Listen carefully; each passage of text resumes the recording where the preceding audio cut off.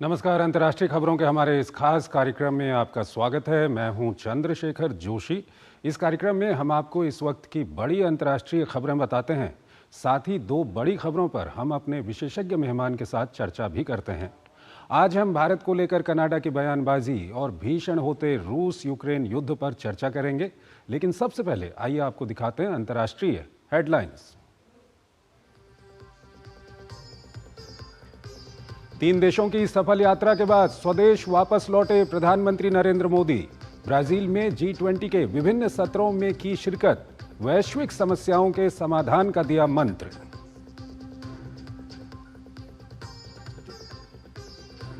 जलवायु वित्त पर सहमति नहीं बन पाने के कारण संयुक्त राष्ट्र जलवायु परिवर्तन सम्मेलन में विवाद। मसौदे में अमीर देशों से गरीब देशों को सालाना 250 अरब डॉलर भुगतान का प्रस्ताव। फिर बेनकाब हुआ कनाडा के पीएम ट्रूडो का भारत विरोधी एजेंडा। कनाडा की सरकार ने आतंकी निज्जर की हत्या में भारत के नेताओं के नाम को घसीटने के प्रयास का किया खंडन। कहा आरोप काल्पनिक और गलत।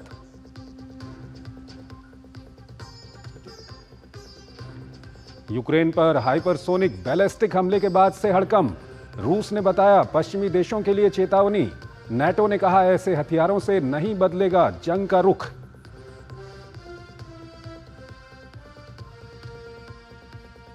जर्मन चांसलर ओलाफ शोल्ज अगले चुनाव में भी होंगे सत्तारूढ़ पार्टी SPD के उम्मीदवार। रक्षा मंत्री बोरिस पिस्टोरियस के दौड़ से हटने के बाद रास्ता साफ।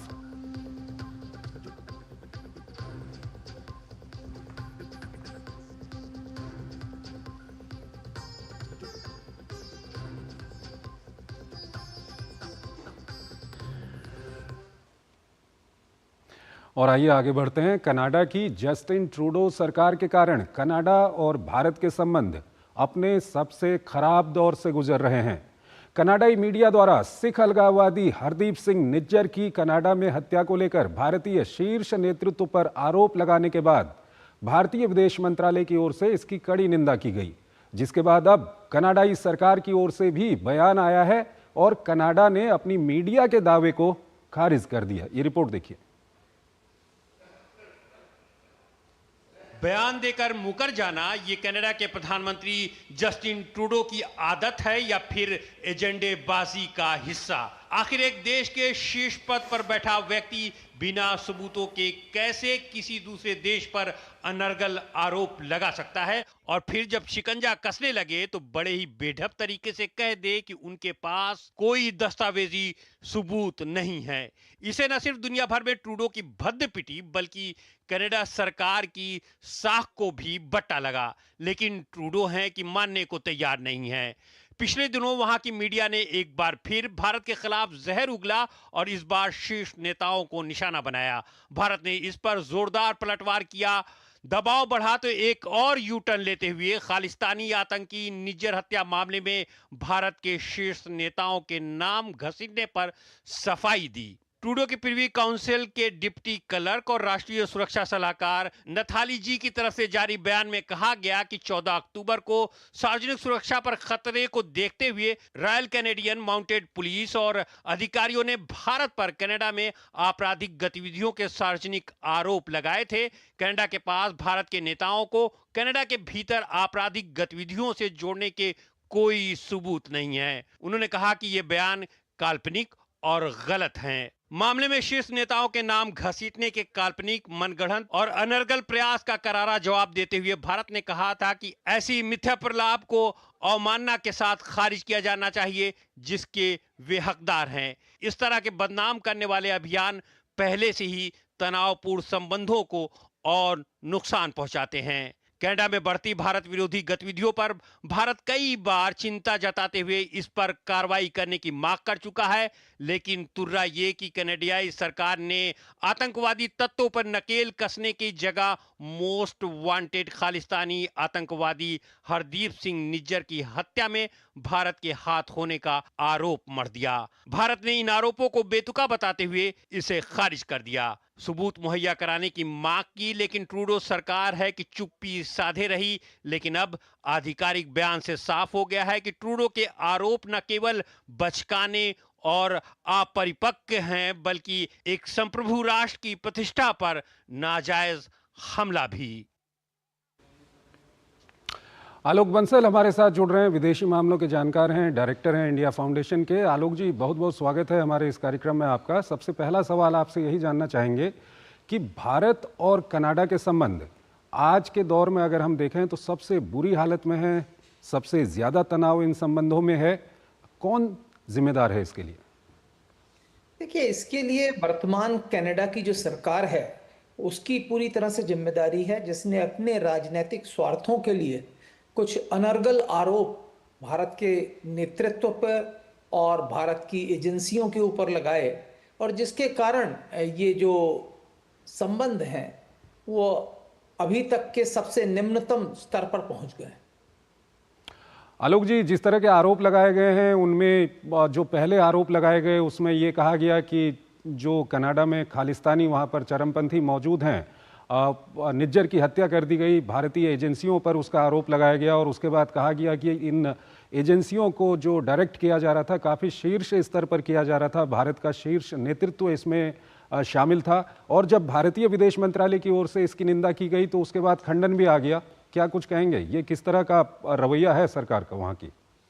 देखिए, अभी जो खंडन आया है ये बड़ा इंटरेस्टिंग है। मुझे ऐसा लगता है कि अभी जो G20 समिट में राष्ट्रपति बाइडेन और प्रधानमंत्री मोदी से जब इनकी मुलाकात हुई है, उसके चलते, उसके मद्देनजर शायद ये परिवर्तन आया है। क्योंकि जो सरकार पहले ये बोल रही थी कि उसके पास सबूत हैं और उसने सबूत दे दिए हैं, और जबकि पता चला कि कोई सबूत नहीं थे, वो कोई इंटेलिजेंस रिपोर्ट्स शेयर कर रहे थे जिसको कि कहीं दुनिया की किसी अदालत में सबूत नहीं माना जाता। तो ये जो परिवर्तन आया है ये मुझे लगता है कि राजनीतिक और आर्थिक दबावों के कारण आया है और जमीनी हकीकत को लेने के बाद आया है। क्योंकि अब उनको लग रहा है कि संबंध शायद इस कदर बिगड़ रहे हैं कि जो भी वो फायदा सोच रहे थे, इससे जो राजनीतिक लाभ उनको मिलने वाला था, वो राजनीतिक लाभ की जगह हानि में बदलता हुआ दिख रहा है। और साथ ही साथ अब कनाडा के अंदर भी मांग उठने लगी है। एक तो हिंदू समुदाय के ऊपर से काफी जिस तरीके की घटनाएं हुई और जिस तरीके के कदम उठाए गए, उसके बाद एक बड़ी संख्या में जो भारतीय मूल के लोग हैं वो इसके खिलाफ हुए, और सिख समुदाय के अंदर भी एक बड़ी संख्या जो बहुमत है वो राष्ट्रवादी विचारधारों के लोगों का है। और उनका भी यही कहना है कि जब कनिष्का की बॉम्बिंग हुई जिसमें खालिस्तानी आतंकवादी जुड़े हुए थे, आपने आज तक उनके खिलाफ कोई कदम नहीं उठाया। और यहां पर एक चरमपंथी नेता की हत्या होती है, कौन करता है ये भी नहीं पता, और आप उसके ऊपर एक राष्ट्र को और उस राष्ट्र के नेतृत्व के ऊपर आक्षेप करते हो, तो यह उचित बात नहीं है। और इस तरीके से जो है धीरे धीरे कनाडा के अंदर इनके विरोध का जो स्वर है वो बढ़ता चला जा रहा है। और आई थिंक, मुझे लगता है कि अंतरराष्ट्रीय दबाव भी पड़ा इनके ऊपर, अमेरिका और अन्य राष्ट्रों का, कि आप इस तरीके से परोक्ष रूप से आतंकवाद को समर्थन दे रहे हैं। और उसके मद्देनजर मुझे लगता है कि ये जो परिवर्तन हमें देखने को मिल रहा है कनाडा की, ये उस राष्ट्र की एजेंसियों को भी बड़ी बुरी नजर से और उनकी मतलब ही कोई क्रेडिबिलिटी जो है उसके ऊपर बहुत बड़ा प्रश्न चिन्ह खड़ा करता है कि भाई पहले आप किसी राष्ट्र के प्रधानमंत्री, गृह मंत्री, NSA इनके खिलाफ आप आक्षेप करते हैं और फिर बाद में उसको आप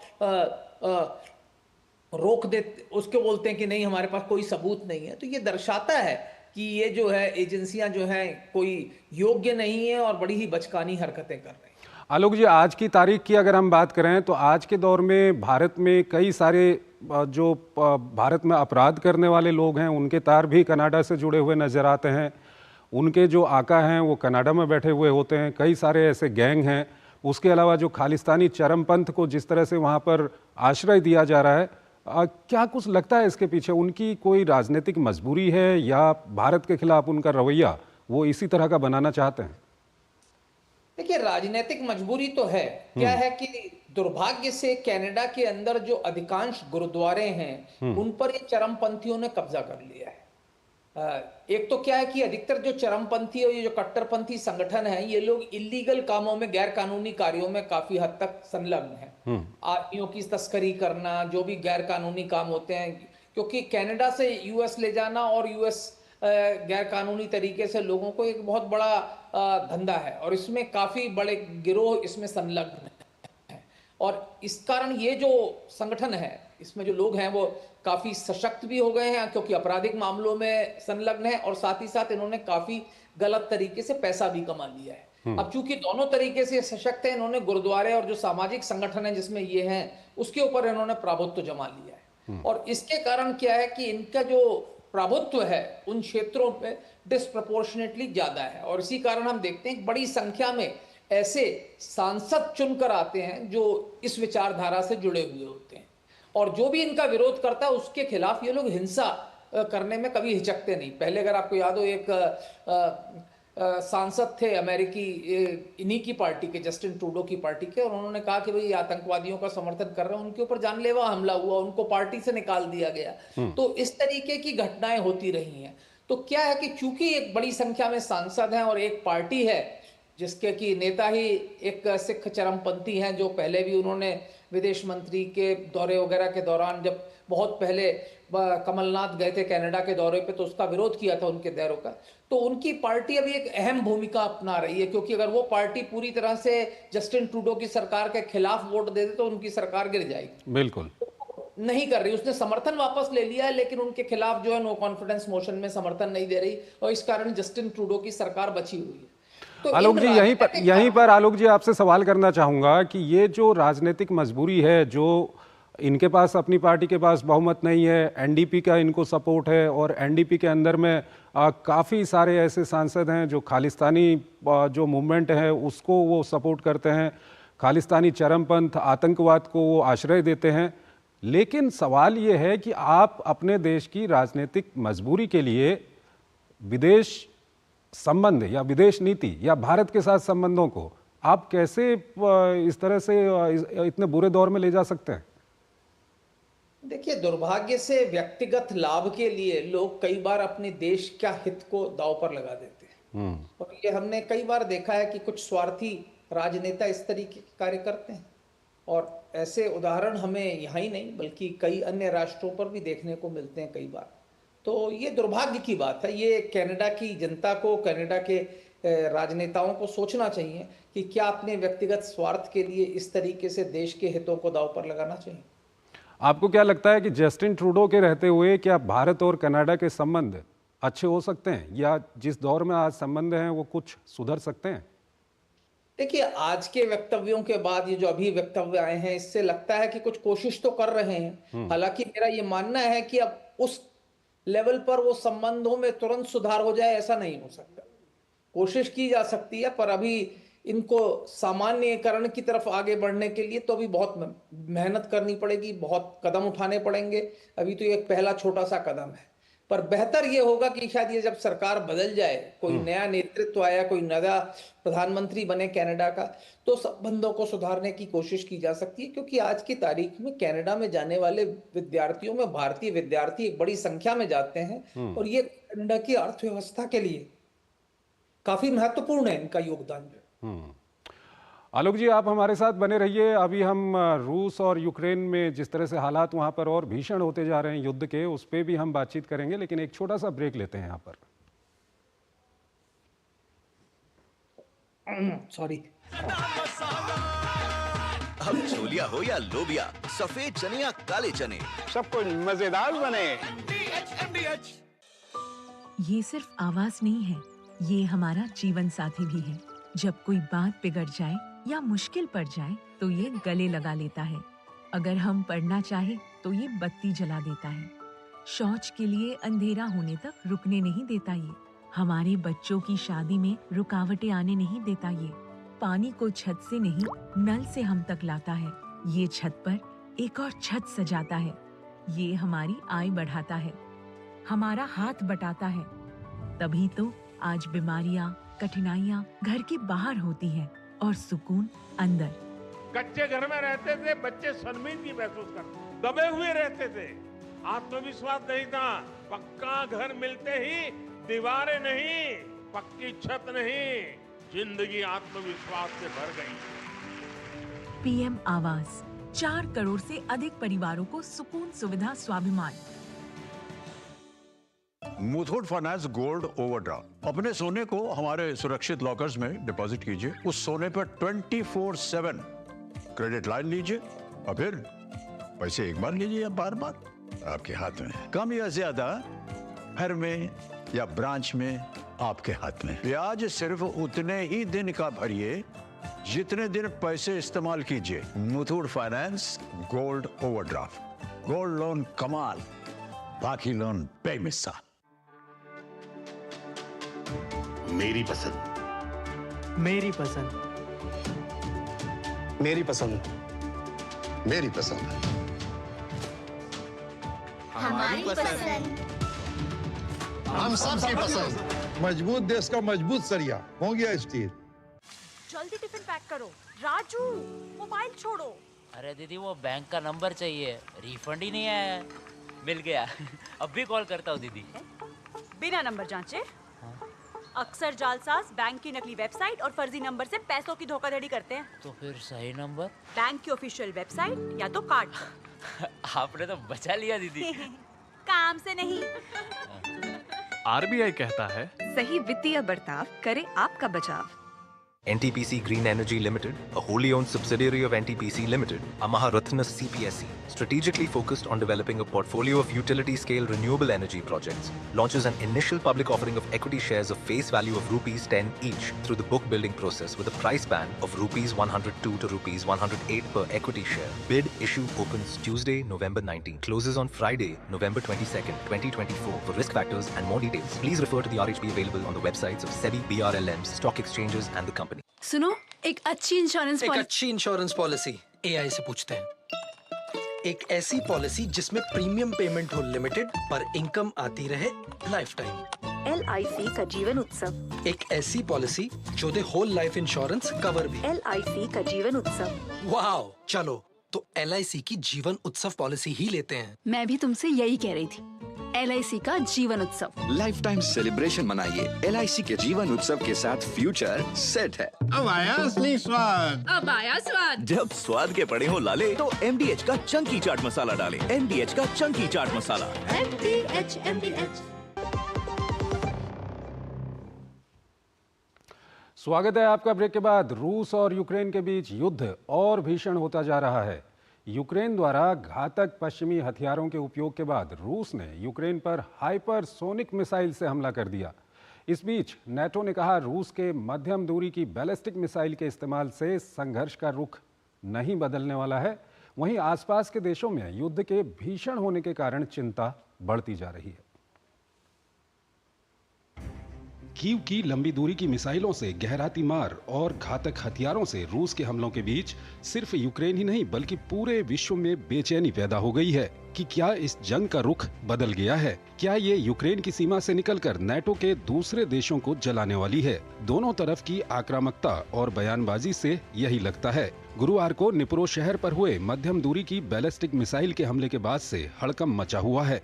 हमलों की आशंका के मद्देनजर यूक्रेन ने अपनी संसद को बंद कर दिया है। गुरुवार को संसद का सत्र बुलाया गया था, लेकिन संभावित सुरक्षा मुद्दों के कारण इसे रद्द कर दिया गया। रूस ने नई हाइपरसोनिक मिसाइल से हमले को अमेरिका और ब्रिटेन के लंबी दूरी के हथियारों के इस्तेमाल का जवाब बताया है। वहीं राष्ट्रपति जेलेंस्की ने कहा कि निप्रो शहर पर रूसी बैलिस्टिक मिसाइल से हमला बताता है कि वो इस युद्ध को और गंभीर करना चाहता है। हालांकि नेटो ने कहा रूस के मध्यम दूरी की बैलिस्टिक मिसाइल के इस्तेमाल से संघर्ष का रुख नहीं बदलने वाला है। यूक्रेन की ताजा स्थिति पर चर्चा के लिए नेटो प्रमुख मार्क रूटे राष्ट्रपति जो बाइडेन से मुलाकात कर सकते हैं। वहीं इस सैन्य गठबंधन ने मंगलवार को रूस के ताजा हमले पर चर्चा के लिए ब्रुसेल्स में आपातकालीन बैठक बुलाई है। ब्रिटेन, फ्रांस समेत दूसरे नेटो देशों ने यूक्रेन के साथ खड़े रहने की प्रतिबद्धता जताई है। उधर चीन ने रूस और यूक्रेन के बीच युद्ध में शामिल सभी पक्षों से शांत रहने और संयम बरतने की अपील की है।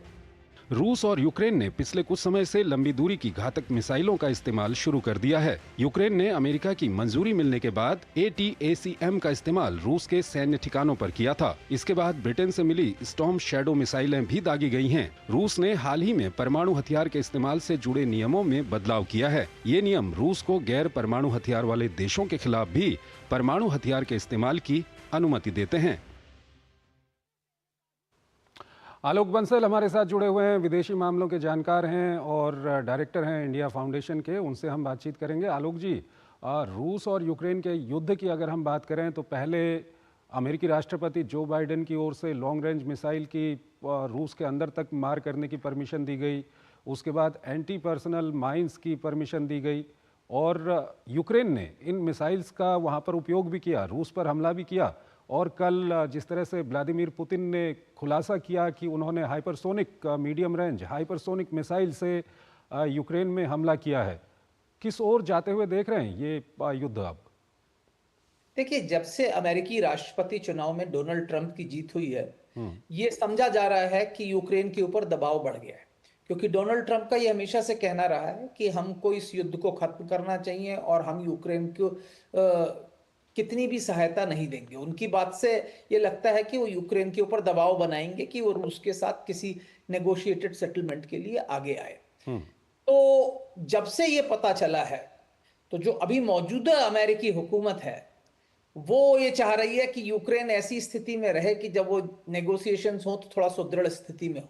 तो अभी तक जो अमेरिका ने जिन हथियारों के प्रयोग की उसको अनुमति नहीं दी थी इतने दिनों से, वो अब दे दी है। और इससे क्या हो रहा है कि यूक्रेन ने कुछ हमले रूस के अंदर किए हैं और रूस इसको काउंटर करना चाहता है। और साथ ही साथ जो रूस की सेना यूक्रेन के अंदर आगे बढ़ती जा रही है, उसको रोकने के लिए जो एंटी पर्सनल माइंस को बिछाने का जो आदेश की जो अनुमति दी गई है, वो भी इसलिए दी गई है क्योंकि रूस की सेना काफी तेजी से यूक्रेन के अंदर बढ़ रही थी और काफी विजय प्राप्त कर रही थी जब से ये लगने लगा था कि ये जो युद्ध है रूस के पक्ष में जा रहा है। तो अब चूंकि इन्होंने मिसाइलों से हमला किया, तो रूस ने उससे पहले, अगर आपको याद हो, उन्होंने अपना न्यूक्लियर डॉक्ट्रिन चेंज किया। अभी तक उनका था नो फर्स्ट यूज, कि अगर हमारे ऊपर कोई परमाणु हमला नहीं करेगा तो हम उस पर हमला नहीं करेंगे। लेकिन अब इन्होंने क्या किया है कि इन्होंने कहा कि नहीं, अगर कोई हम पे मैसिव कन्वेंशनल हमला करता है तो हम उसका रिटेलिएशन परमाणु हथियार से कर सकते हैं। और इस हमले के बाद इन्होंने ये जो हाइपरसोनिक मिसाइल का हमला किया है, ये इंडिकेटिव है। इन्होंने दिखा दिया कि हम इतनी क्षमता वाली मिसाइलों से हमला कर सकते हैं, आगे चलकर हम और भी बड़े हथियारों का प्रयोग कर सकते हैं, यहां तक कि अब हमें परमाणविक हथियारों का भी प्रयोग करने की छूट है। तो ये एक इंडिकेशन है, ये एक सिग्नलिंग है, पॉलिटिकल राजनीतिक सिग्नलिंग है जो उन्होंने संकेत दिया। साथ ही साथ उन्होंने ये भी कहा कि अब वो यूके को ये मानते हैं कि वो शायद युद्ध में शामिल है, क्योंकि उसने यूके ने इस तरीके की अनुमति दी है। तो इस तरीके की जो कोशिशें की जा रही हैं, ये दबाव बनाने की कोशिश की जा रही है, क्योंकि ऐसा माना जा रहा है कि 20 जनवरी के बाद जब प्रशासन बदल जाएगा अमेरिका में, तो ये युद्ध जो है अपने समापन की ओर चलने लगेगा, क्योंकि यूक्रेन को जिस तरीके की सहायता अमेरिका से मिल रही है उस पर काफी बड़ी कटौती होगी और उसके बाद यूक्रेन के ऊपर दबाव बढ़ेगा। आलोक जी, यहाँ पर एक सवाल ये भी आता है कि यूक्रेन की अगर हम बात करें तो यूक्रेन को सिर्फ अमेरिका मदद नहीं कर रहा है, यूक्रेन को जर्मनी मदद कर रहा है, ब्रिटेन मदद कर रहा है। और जिस तरह से कल जो व्लादिमीर पुतिन ने जब ये बताया था कि उन्होंने हाइपरसोनिक मिसाइल का वहाँ पर उपयोग किया है, उसके बाद डोनाल्ड ट्रंप का भी उस पर रिएक्शन आया था। उनका कहना था कि इस तरह के हालात जो हैं वर्ल्ड वॉर 3 की ओर ले जा सकते हैं। तो इस सब के बीच जनवरी के बाद जब वहाँ पर ट्रंप एडमिनिस्ट्रेशन आ जाएगा तो ये काफ़ी सरल होगा या कितना कठिन होगा इस युद्ध को रोकना? देखिए, सरल तो नहीं होगा, इसमें तो कोई शक की बात नहीं है, क्योंकि यूरोपीय राष्ट्र जो है इसमें पूरी तरह से संलग्न है और वो नहीं चाहेंगे कि यूक्रेन हार जाए, क्योंकि वो उनके लिए खतरा आगे चलकर पैदा कर सकता है कि अगर रूस यूक्रेन में सफल हुआ तो अन्य किसी राष्ट्र पर भी आगे चलकर हमला कर सकता है। ऐसी संभावनाएं रहेंगी। और साथ ही साथ डोनाल्ड ट्रंप के आने के बाद नेटो की सक्रियता के ऊपर भी प्रश्न चिन्ह उठने लगेगा, क्योंकि उन्होंने पहले कहा था कि जो नेटो के राष्ट्र अपनी जीडीपी का इतना प्रतिशत जो है रक्षा पर नहीं खर्च करते हैं, मैं उनको कोई मदद नहीं करूंगा उनकी रक्षा के लिए। तो उस तरीके से यूरोपीय राष्ट्रों के ऊपर दबाव है और अब काफी यूरोपीय राष्ट्र रक्षा के ऊपर काफी कुछ खर्च कर रहे हैं। आज से 10 साल या 7-8 साल पहले के मुकाबले। तो यूरोपीय राष्ट्र तो मदद करना छोड़ेंगे नहीं यूक्रेन की, इसमें कोई शक की बात नहीं है, लेकिन उनकी मदद करने की क्षमता जो है बड़ी सीमित है। तो इसके बाद जो है यूक्रेन पर दबाव बढ़ने लगेगा और फिर मध्यस्थता जैसे भारत करने की कोशिश कर रहा है या चीन ने जिस तरीके के वक्तव्य दिए हैं, तो जो मध्यस्थता करने का जो रास्ता है वो आसान हो जाएगा। क्योंकि अगर आपको पहले भी एक अंतिम सवाल बहुत संक्षेप में इसको बताइएगा, भारत का जो रुख रहा है काफ़ी लंबे समय से प्रधानमंत्री नरेंद्र मोदी ये कहते रहे हैं कि बातचीत और डिप्लोमेसी से इसका हल निकलना चाहिए, लेकिन जब प्रधानमंत्री मोदी ने इस बात की शुरुआत की थी कि ऐसा होना चाहिए, बातचीत और डिप्लोमेसी से हल निकलना चाहिए, तो उस वक्त ज़्यादा लोग भारत के साथ नहीं थे। लेकिन आज के हालात की हम बात करें तो क्या लगता है आपको, भारत के साथ और भारत का जो रुख है उसके साथ अब क्या पहले से जनमत या कहें कि देशों का मत बढ़ा है? देखिए, मेरा व्यक्तिगत रूप से मानना है पहले भी विश्व का एक बहुत बड़ा जनमत भारत के साथ था जब भारत ने कहा था कि इसको डायलॉग और डिप्लोमेसी के साथ सुलझाना चाहिए। और आज जब अमेरिका में भी धीरे धीरे इस युद्ध के खिलाफ एक वातावरण बन रहा है, तो आप देखेंगे कि भारत की जो पहल है उसका और ज्यादा वैश्विक समर्थन मिलेगा। और मुझे लगता है कि भारत को इस पहल को आगे ले जाना चाहिए। अब हमें और ज्यादा कोशिश करते रहना चाहिए कि जिससे कि हम इस शांति वार्ता के प्रवर्तक बने और इसमें दोनों देशों के बीच में शांति स्थापित करने की में सफल हो जाए। बिल्कुल, आप सही कह रहे हैं। भारत ही वो देश है जो यूक्रेन के राष्ट्रपति से भी जाके प्रधानमंत्री मोदी ने मुलाकात की थी, रूस के राष्ट्रपति से भी प्रधानमंत्री मोदी ने मुलाकात की थी। तो भारत का काफ़ी बड़ा इसमें योगदान हो सकता है। ये देखना होगा कि आने वाले दिनों में किस ओर ये युद्ध आगे की ओर बढ़ता है। बहुत बहुत शुक्रिया आपका आलोक जी, हमारे इस कार्यक्रम में हमारे साथ जुड़ने के लिए और अपना विश्लेषण हमारे दर्शकों के सामने रखने के लिए। एक छोटा सा ब्रेक लेंगे यहाँ पर और ब्रेक के उस पार हम आपको आज की प्रमुख अंतर्राष्ट्रीय खबरें बताएंगे। बढ़िया है, प्राकृतिक हल्दी, मिर्ची, धनिया नहीं, मिर्ची, धनिया, हल्दी, MDH। NTPC Green Energy Limited, a wholly owned subsidiary of NTPC Limited, Amaha Ratna CPSE, strategically focused on developing a portfolio of utility-scale renewable energy projects, launches an initial public offering of equity shares of face value of rupees 10 each through the book building process with a price band of rupees 102 to rupees 108 per equity share. Bid issue opens Tuesday, November 19, closes on Friday, November 22nd, 2024. For risk factors and more details, please refer to the RHP available on the websites of SEBI, BRLMs, stock exchanges and the company. जब धरती चीर कर निकलता है लोहे का पत्थर और मिलता है मोंगिया के जोश से, फिर तपता है, पिघलता है और बनता है फौलाद। अब होता है सरिया सारी खूबियों के साथ। मोंगिया स्टील, मजबूत देश का मजबूत सरिया। गोल्डी मसाले के 100 ग्राम के स्पेशल पैक्स में फ्रेशनेस लॉक है। ऐसे गोल्डी मसाले जहां जाएं रिश्ते बनाएं। स्वागत है आपका ब्रेक के बाद अंतर्राष्ट्रीय खबरों के हमारे इस कार्यक्रम में। आज इतना ही, लेकिन जाते जाते आपको छोड़ जाते हैं आज की प्रमुख अंतर्राष्ट्रीय खबरों के साथ। नमस्कार। जर्मन चांसलर ओलाफ शोल्ज नए साल में संघीय चुनाव में दूसरे कार्यकाल के लिए चुनाव लड़ेंगे। उनकी party centre left social Democrats ने पुष्टि की है कि वे सोमवार को उन्हें अपने प्रमुख उम्मीदवार के रूप में नामित करेंगे। शोल्ज के नामांकन की खबर उनके ख्याति प्राप्त रक्षा मंत्री बोरिस पिस्टोरियस के उस बयान के बाद आई है जिसमें उन्होंने चांसलर पद का चुनाव लड़ने से मना कर दिया था। दक्षिण कोरिया के राष्ट्रीय सुरक्षा सलाहकार शिन वोन सिक के अनुसार रूस ने यूक्रेन के खिलाफ युद्ध में समर्थन के लिए सैनिक भेजने के बदले में उत्तर कोरिया को हवारोधी मिसाइलें और वायु रक्षा उपकरण उपलब्ध कराए हैं। उन्होंने कहा कि मॉस्को ने सैनिकों के बदले प्योंगयांग को आर्थिक और सैन्य प्रौद्योगिकी सहायता उपलब्ध कराई है। नवनिर्वाचित राष्ट्रपति